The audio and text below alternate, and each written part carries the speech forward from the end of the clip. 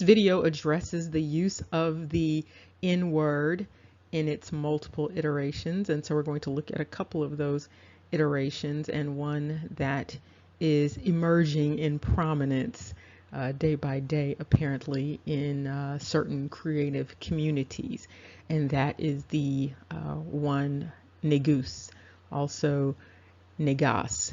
It has a number of ways of pronouncing it. And so what you'll find in the two videos is for Nick Cannon, you will find a video, it's an artistic piece, where he is addressing the renaming and reclaiming of a people, and also addressing past and present psychosocial damage done by the use of the N-word and the implications for it in terms of identity.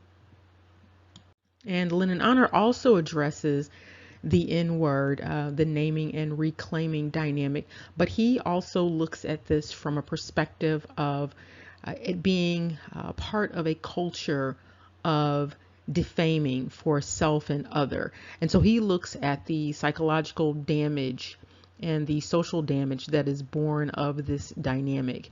And he really digs into the use of defamatory language and the N-word in multiple pieces of creative works. And so I encourage people to go and listen to those videos, even perhaps prior to taking this one in, or immediately after if you have an opportunity. And so Nick Cannon addresses the word negus. He pronounces it a different way, but he addresses this idea of kingship and sort of trading in or having side by side the other N-word with the negus N-word, and looking at the identities related to both of those words. Now, there are many people who believe that they are both the same words, and that the N-word that is considered defamatory, derogatory, is a derivative of negus, and there are a number of people who believe that, and we're going to look at that. We're going to look at, again, some iterations of negus and the N-word, and we're going to see what's been going on historically with that word and that name. And we use DMX as a intro because one of the things that DMX talks about is how people don't know who they are, people don't know who other people are, and particularly people don't know who people are who look like him. Now, of course, this song is a lot more complex than what I just described. However, but if you are familiar with the song, you will recognize exactly what I'm talking about. I'm also going to put a link to his song in the description box.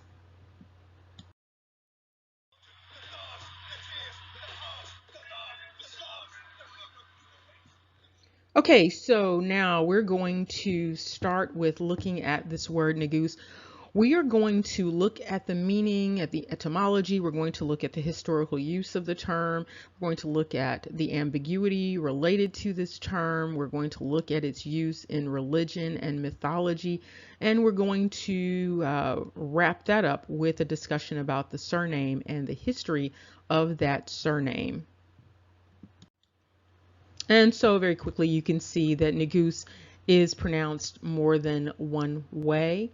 And historically, it's been known to mean king, and it is used to indicate the sovereign, the monarchy of Ethiopia. It's also related to a drink by a person with the same name from back in 1732, an English colonel who was credited with inventing this drink. So the drink also carries this name. Now, the history and etymology of the name negus, which is also negus or negas, and so you can understand how people could get really confused in terms of what that word means, and also conflating some of those dynamics, particularly when you're talking about rap culture. Okay, so you also have this coming out of the Amharic, meaning King of Kings. Now, of course, it's always good to go to good old Wikipedia and see what people are reading about this word, and it may give rise to a better understanding of how people, sometimes conflate things, and how people might have different understandings of different words or different histories. And so a lot of people try to negate Wikipedia, but because so many people use Wikipedia for so many things, it is also important to sometimes consult Wikipedia. And so according to Wikipedia, this word negus, this idea of the King of Kings, can be traced back to Babylonian times. You can trace it back to Persian and Assyrian empires, and also the Greek. And so you can see that it has a fairly long history. And all of that was said to indicate that this term did not start with Haile Selassie. It did not start with the Bible. Okay. And so I just want to make sure that people have a better understanding of what people are understanding about where this word came from and where this idea came from. And here you can also see its relationship to religion, and in Judaism, it can also be used as the name of God. And of course, this also in some ways traces back to that discussion that we had previously about the history of Benin and what was going on there in terms of that kingdom and in terms of the kingdom that was replaced by Dahomey. And you can also see in Christianity that this is a term used for the Messiah. And then in Islam, it is a phrase that is actually criticized. And one of the reasons why it's important to read YouTube comments and also entertain all sorts of possibilities in terms of truth and fact and reality is because you never know who you're going to learn something from. And one of the commenters was commenting on something totally different, but brought up this issue of the word nega and its relationship to some other words and some other ideas. And then, of course, some of you who've watched the other video might recognize that I was asking the question about Niji. And that is a word that a number of people who understand themselves as Aboriginal to America, that's a word that many of those individuals use to identify each other. And so there is some thread running through all of these in words. And so we see here in mythology that this word, which is related to Negus, also in Hindu mythology is related to the cobra, this mythical semi-divine being that is half human and half cobra. And so in essence, it's talking about a serpent. And this is running through Hinduism, Buddhism, and Jainism. So you might see this come up in a number of indigenous stories. You might even hear about it coming up in some indigenous stories in America. And so this word basically is going across some continents.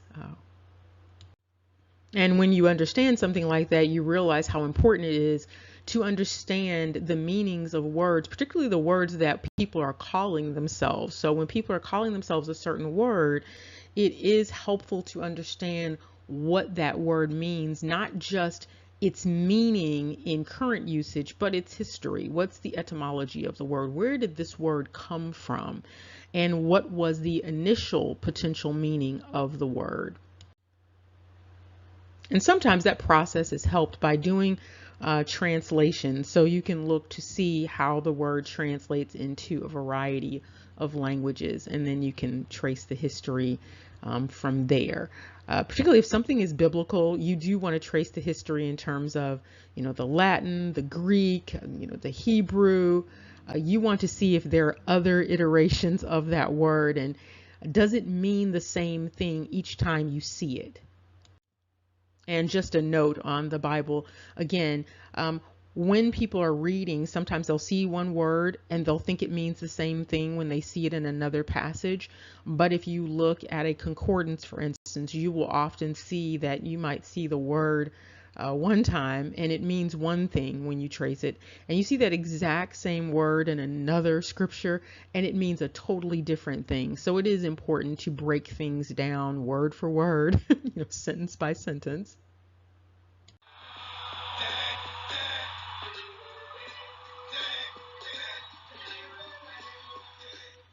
Okay, now we are looking at the NEGUS surname history. And before we go any further, I want to bring your attention down to the spelling variations. Those of you who are doing research on your ancestry, one of the things you have to be on the lookout for is this issue of variation in terms of your family members' names. You might have a family member whose name is John, for instance. And when you look, you might be thinking that you're going to just use the traditional spelling of John, John. You might find that John is spelled in a variety of ways. It might go from Jon to Jonn. And so you have to be on the lookout for all of that and don't discount any of it. So the same thing goes for NEGUS. There are lots of ways to spell this surname. And so you may come across this surname when searching for things, and it may look different, based upon whatever it is you are looking into. So you might just see the name spelled in a variety of ways. And so here are some variations on the screen that you can see. And so basically, what is written is that this name came out of Belgium. So it's interesting that it, has this Ethiopian history, but also for some reason in terms of a surname, it has a Belgian history. And so what is said is that this was a name related to status and influence, and that those individuals were envied by the regional nobility. And this name, the people with this name, eventually they were raised up to the status of nobility as an entire family. Now, as you know, we are going to trace this family surname to see where this name ended up and the importance of where this name ended up and how it got there.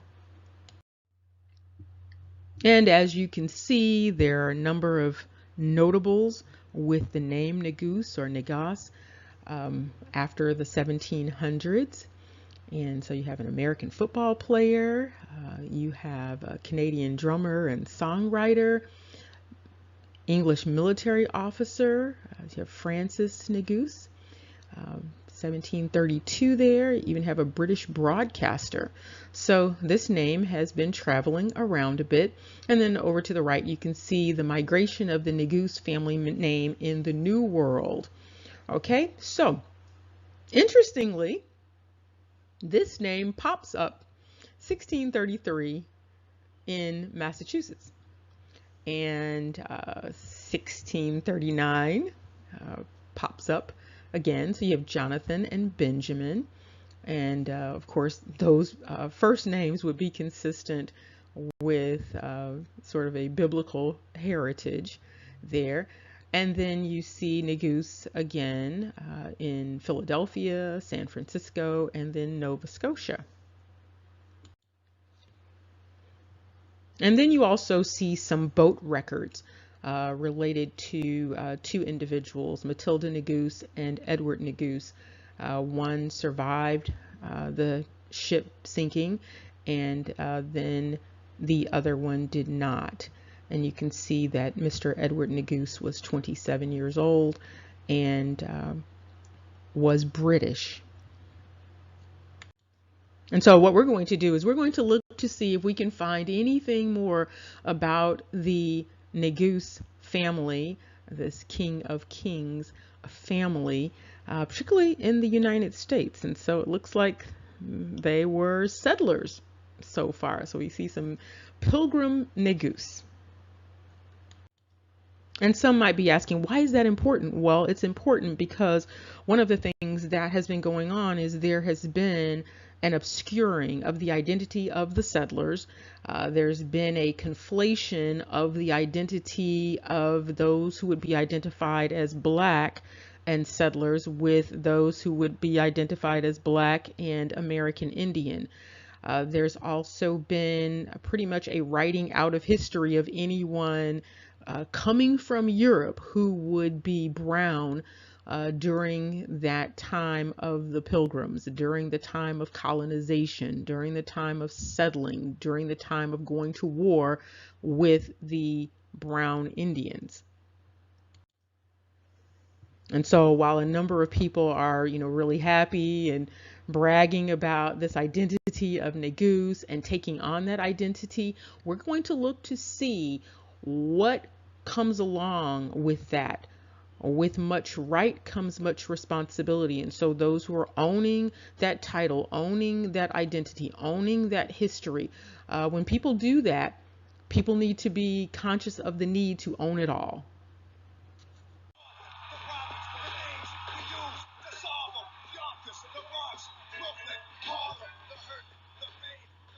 Okay, and here we have an alternative way of looking for the Negus. So what you saw was an internet search, and you can do an internet search and you can find information, but you will find even more information in terms of ancestry if you go to your local library, the largest one possible, and you can pull up the Passenger and Immigration List Index. So these are really large books, and you can look in them. And that's why it's sort of blurry, because these are prints from those books. All right, and so what you see here is this listing of the Negus in America during early times. You see during the colonial period. And so you see the Negus appearing in the Americas much earlier than the 1633. So you have 1620, 1633, 1634, 1639, 1709, 1774, 1800, 1810, 1815, 1811, 1840, 45, and 54. And interestingly, they appear around the same time as the 20 and odd Negroes, so during that very early time frame. This is, of course, not to suggest that they are counted among the 20 and odd Negroes or any other Negroes. It's just to point out the fact that they were in the Americas very, very early.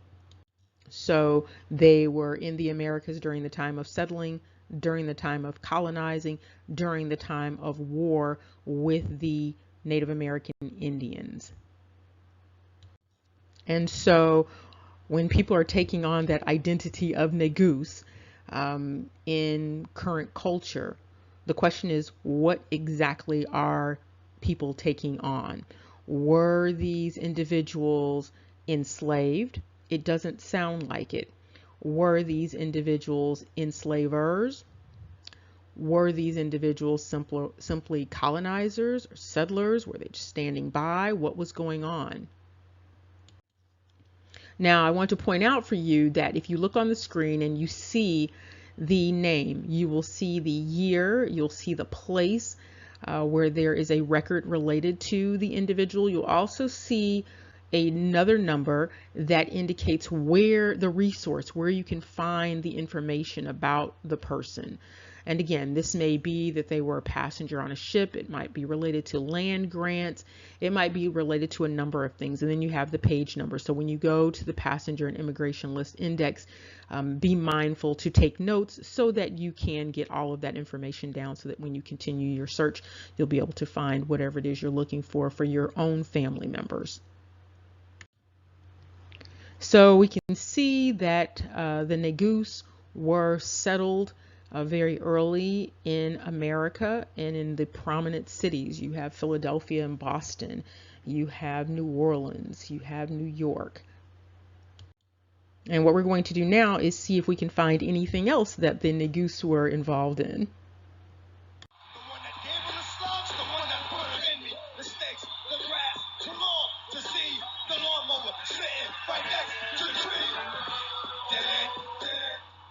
Okay, now we have some more information about the real Negus.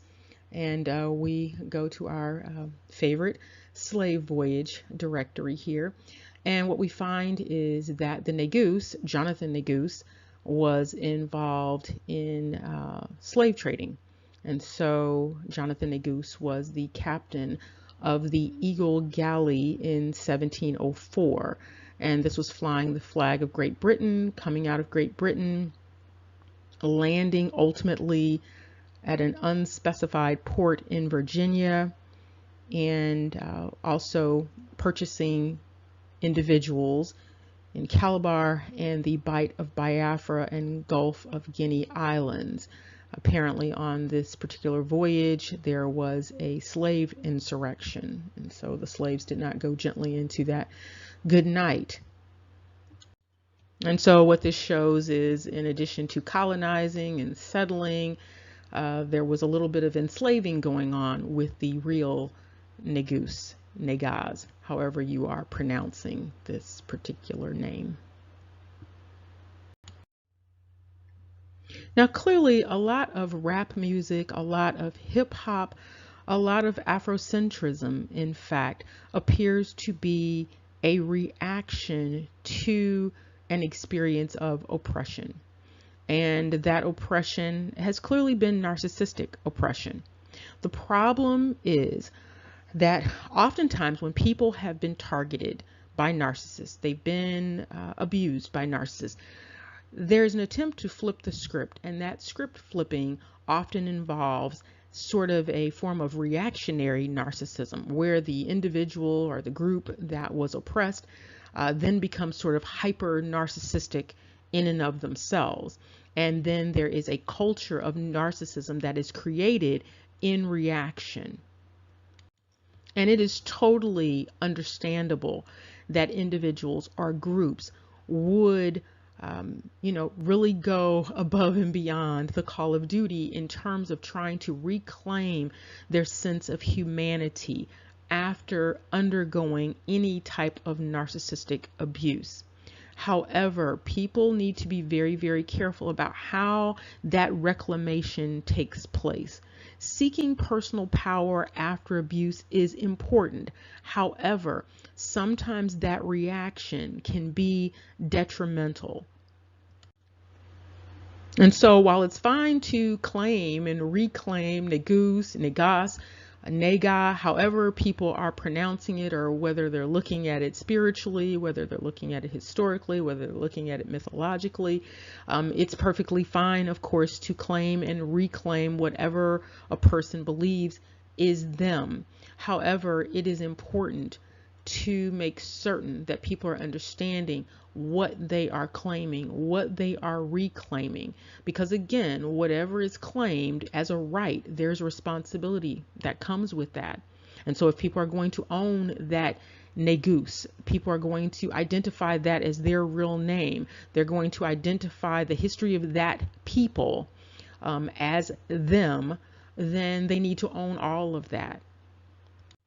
You know, one of the big concerns as we continue talking about ancestry and people finding out who they are and understanding who they are is this idea of a group of people who would, of course, probably be brown to some extent, coming over with the name Negus and also having an Ethiopian heritage. There is a concern about all of this identity mixing, identity appropriation. You come with the question of, were the Negus pretending to be something other than what they were? Are they perhaps pretending today to be something other than what they are? There are a number of people who have not traced their heritage, and a number of people are going to be very, very surprised when they find that many of their ancestors were not actually enslaved, and some of their ancestors were involved in some things that they may not find appropriate, they may not find beneficial, they may not find edifying in terms of their personal history and in terms of their understanding of their own heritage and that narrative. You know, and you look and you see that Negus was involved in, basically running a slave trade. And at the same time, you have individuals with that brown skin identifying as being victims of that slave trade. You know, there is a history in cinema of this pretending to be American. And so there's the playing American. And so it's an identity that people apparently believe they can put on and take off, you know, at will. And so you have in Eddie Murphy Coming to America playing America. You have in Black Panther playing American, and that was by Njadika's father. And so there is this dynamic of playing American. And so it is very difficult to know who the real Americans are, who the real America is. It's the same thing with Africa also. Although people may not be pretending to be African, when you start playing around with who is America, you also start playing around with who is African and who is European and who is Asian. When you play around with one group, you start playing around with the history and the narratives of all groups across the globe. Again, one of the issues with this idea of culture appropriation is identity appropriation. And when that happens, you have people doing things in one name while they are actually being another. And so people talk about having skin in the game, and really the question is about what game is being played, because there is a game that is being played based upon fantasies and fictions regarding the meaning and the implications of skin color. And perhaps the game that needs to be played is no game at all, because sometimes people are playing entirely too much, and that has now changed a number of historical narratives, historical truths, historical realities for people. Oftentimes people want to focus, you know, all of their attention on skin color. They want to focus on these external identifiers. And the question always is, who are you on the inside? Who are you really? And I want to thank Nick Cannon, Lennon Honor, and DMX for food for thought for this video discussion.